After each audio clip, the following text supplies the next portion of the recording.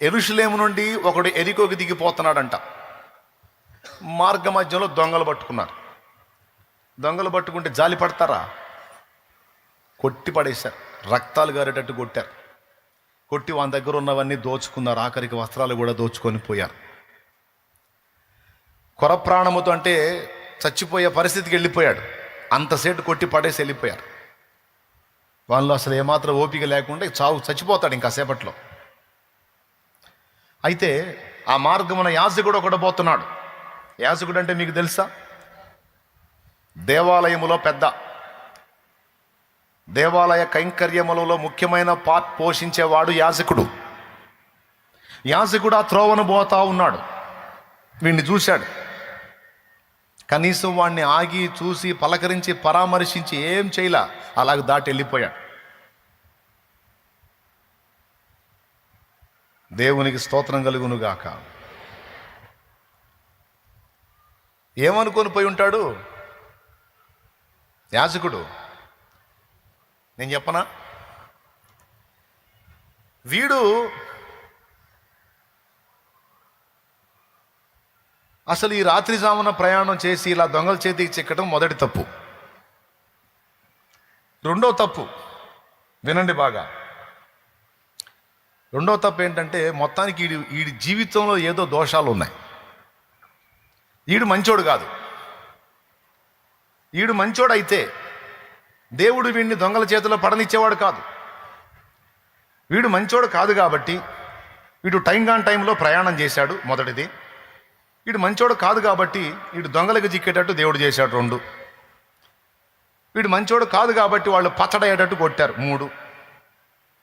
వీడు మంచోడు కాదు కాబట్టి కనీసం పలకరించే దిక్కు లేకుండా అలా పడున్నాడు, 4. మంచోడు గానోడుతో నాకెందుకు అని పోయాడు. ఎవరయ్యా పోయింది? దేవునికి స్తోత్రం. స్తోత్రం చెప్పాను, పెద్దగా చెప్పండి, ఓకేనా? మీరు ఆలోచించండి. ఈ టైపు సైకాలజీ మనకు కూడా ఉంటుంది. ఎవరన్నా తేడా పడితే ఖచ్చితంగా ముందు వాడే డైలాగ్ ఏంటో తెలుసా? ఎంత తేడా అయితే ఎట్ట జరిగిందో. మంచోళ్ళని దేవుడు ఎందుకు అట్ట చేస్తాడు? తేడాలకే ఇట్లా జరిగిద్ది.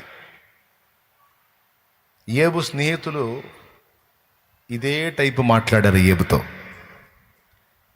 దేవుడు అన్యాయం చేయడు, ఏబు నీకు ఈ గతి పట్టిందంటే నువ్వు ఎంత తేడా అయితే ఈ గతి పట్టిందో అని ఏబుని పొడవటం మొదలుపెట్టారు. ఆ టైపోళ్ళు అన్నమాట కొంతమంది మనుషులు. బాధలో ఉన్నోడిని ఆదుకొని సాయం చేద్దాం, వాడిని లేవనెత్తుదాం, వాడికి ఇంత ఉపచారం చేద్దాం అనుకోరు.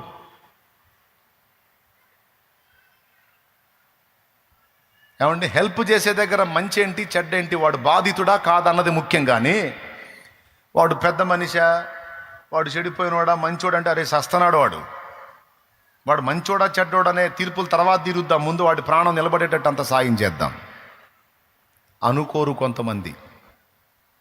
నీ బోటి వాళ్ళు పోయి అయ్యో పాపం అని సాయం చేయబోతే ఇదిగో ఇట్రా, ఏంది పరిగెత్తుతున్నావు, ఏంది ఆ మనిషికి చేద్దామనే, మామూలు మనిషి కాదా, ఆ మనిషి నీకు తెలియదు, దా లోపల రా ముందురా. ఆ మనిషి కర్మ అంతే గాలాల, ఆ మనిషి కర్మ అంతే గాలాల. ఆ మనిషి మామూలు మనిషి కాదు. ఎంత చెడిపోయిన మనిషి అయితే దేవుడు ఆ కర్మ పెట్టాడు ఆ మనిషికి. దా చెబుతా, దా మనిషి స్టోరీ చెబుతా, దా నీకు రా రా అని లోపల తీసుకెళ్ళి ఇక ఆ మనిషికి తను సాయం చేయకపోగా చేసేవాళ్ళని కూడా చేయనీయకుండా చెడగొట్టే బాపతున్నోళ్ళు ఉన్నారా లేరా? అబద్ధాలు ఆడకుండా చెప్పండి. ఆ ఉన్నోళ్ళల్లో నువ్వు కూడా ఉన్నావా లేదా? ఇదిగో నాటకాలొద్దు. తెలిసి తెలియనప్పుడు నువ్వు కూడా అట్ట ప్రవర్తించావా లేదా? ప్రవర్తిస్తే చెప్పు. మనమేం పెద్ద మనుషులం కాదు. అసలు ఎట్లా మాట్లాడతారంటే ఎట్లాంటి వాళ్ళు ఉంటారా? ఉంటారు. ఎందుకుంటారా? ఉంటారు. నీ సంగతి ఏంది అని అడిగితే నేను ఏమో ఎప్పుడో చేసి ఉంటాను నేను కూడా అట్ట. మరి ఉంటారు అనేది నువ్వు ఒప్పుకో మర్యాదగా. నేను ఒప్పుకుందాం. మనమందరము కాకపోయినా మనలో కొందరు అలాంటి వాళ్ళు అయి ఉండవచ్చు. మనం చేయకపోగా చేసేవాళ్ళని చెయ్యనీయకుండా అడ్డగించి ఎందుకు చేయొద్దో లాజికల్ చెప్పేటువంటి పనికి మాలిన వ్యక్తులుగా మనం ఉంటే అసహ్యపడతాడు దేవుడు. అవసరమైతే యేసు ప్రభు వచ్చినా సరే వీళ్ళు లాగుతారు వెనక్కి. యాడికి ప్రభు? ఆ మనిషి సాయం చేయడానికి పోతున్నాం. మామూలు మనిషి కాదు ప్రభు, పచ్చి వ్యభిచారే, దానికి కర్మ కాలింది, పాపం పండింది, అందుకే దానికి ఆ గతి పట్టింది, నువ్వు రా యేసయ్య అట్టంటే వాళ్ళ దగ్గరికి పోతావు, రా అని లాక్కొని పోతారు. వీళ్ళు యేసు ప్రభుని కూడా సాయం చేయనీరులు. యాజకులు, పరిశుద్ధులు అస్సలు పాపం చేయరు, అస్సలు పొరపాటును కూడా. ఇలాంటి బుద్ధి కలిగి నువ్వు వచ్చి చర్చిలో హల్లెలూయా స్తుతి మహిమ అంటే లేదు. యేసుప్రభు ఎట చూస్తాడు తెలుసా? అస్సలు ఏం కదిలాడు ఆయన, తొణకడు కూడా తొణకడు. నువ్వు ఆరాధిస్తుంటే పరవశించడం కానీ ఆనందపడటం కానీ అట్లా అట్లా ఏం ఉండదు ఆయనకి. నువ్వేం పరవశించి హల్లెలూయా హల్లెలూయా గ్లోరీ గ్లోరీ అంటుంటావు, ఆయనే ఏంటి నీ గోల, నా ఎక్కట్లేదు దేపో పనికి మాలిందని అంటాడు. ప్రభువా నోరు మొయ్ పనికి మాలిందానా, నోరు మొయ్ పనికి మాలినోడా. ప్రభువా భక్తుని ప్రభువా, నీ భక్తుని ప్రభువా, నీ భక్తురాలి ప్రభువా, నువ్వంటే ప్రేమ ప్రభువా. ప్రేమ నేనంటే పళ్ళు రాలు కొడతా మాట అన్నావంటే, నేనంటే ప్రేమ ఉంటే నాకు ఇష్టమైన పనులు చేయడానికి ఇష్టపడతావు నువ్వు. నాకు ఇష్టమైన పనులు చేయడానికి ఇష్టపడతావు నువ్వు. నేనంటే ప్రేమ, బిల్డప్ ఇస్తున్నావు ప్రేమని. నాటకాలు ఆపంటాడు, వేషధారి అంటాడు. చెప్తున్నా, నాకు ఎవరైనా సరే సాయం చేద్దాము అంటే బోడీ లాజిక్లు చెప్పారంటే తన్నాలనిపించింది నాకు. ఇంటోళ్ళైనా బయటోళ్ళైనా చేద్దాం అన్నప్పుడు ఓకే అంటమే. నాకు అట్టంటోడు పక్కన ఉంటే ఇష్టం. సాయం చేద్దాం అంటే బోర్డు లాజిక్లు చెప్తే మాత్రం చిరాకు కొట్టిద్ది నాకు. అలాగని తెలివి తక్కువ సాయాలు కూడా ఉండొద్దు, అది కూడా చెప్తున్నాను నేను. ఇప్పుడు కొంతమంది మందు బాబులు ఉన్నారు, మందు కుతొచ్చిద్దు వాడికి, ఖచ్చితంగా ఒక అద్భుతమైన అందమైన అబద్ధం అల్లుకొని వస్తాడు నా దగ్గరికి, నన్ను బకరాన్ చేయటానికి. అట్లాంటి వాడి దగ్గర మోసపోవద్దు, తెలివిగా ఉండాలి.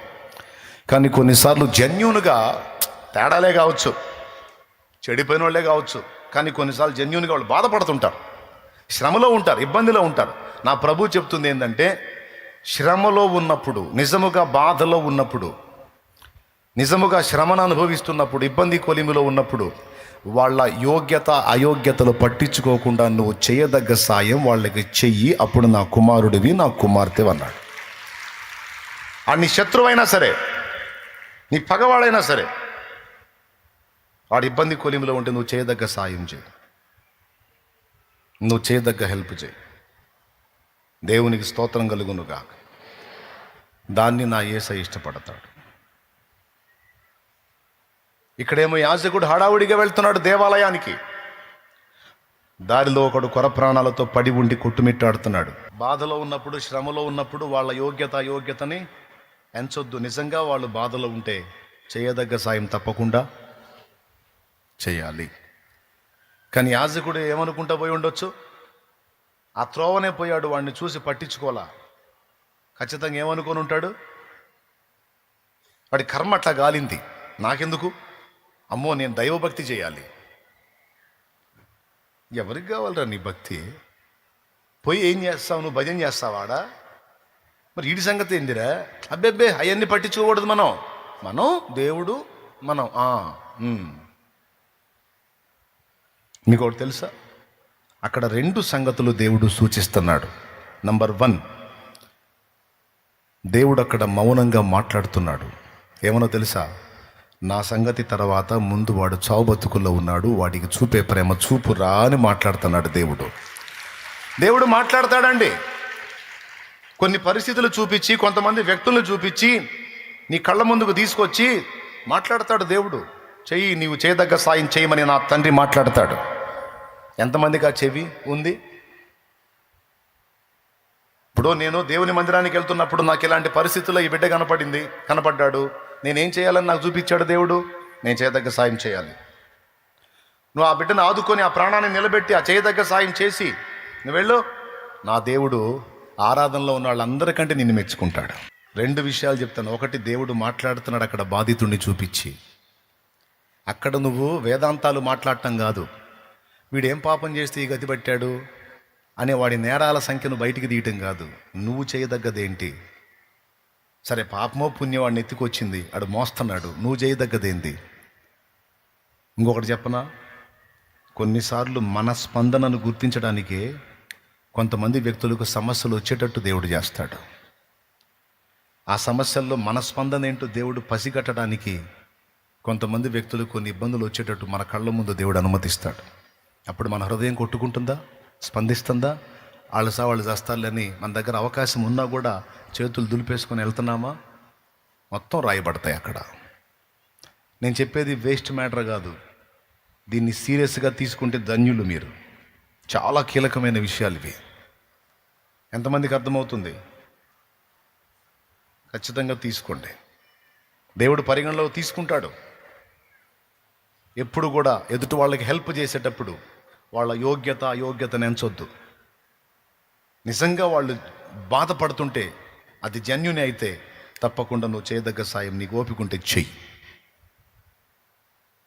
లేకపోతే కనీసం ప్రార్థన అన్న, దేవా బిడ్డకి సాయం చేయి ప్రభు, నేనేం చేయలేకపోతున్నా, నా దగ్గర ఆ పరిస్థితి లేదని, నీకు చేయదగ్గది నువ్వు చేయి. లేకపోతే కనీసం ప్రార్థన, లేదా చేసేవాళ్ళనన్నా చూపించు, అదిగో ఫలానోళ్ళు చేస్తారు పోయారు. కానీ దిక్కుమాలిన వేదాంతాలు చెప్పి వాళ్ళ పాపం అట్ట చుట్టుకుంది, వాళ్ళ కర్మ అట్ట గాలింది, మనం మంచిగుంటే మంచి క్రమాలు వస్తాయి, అట్లాంటి పాపిష్టి పనులు చేసి అట్ట కర్మ గాలిద్ది, ఏం చేద్దాం, ఎవడిదోడు మొయ్యాలి మనకెందుకు అని దులిపేసుకొని పోవద్దు. ఏం చేయాలి చెప్పండి? కనికరము చూపాలి.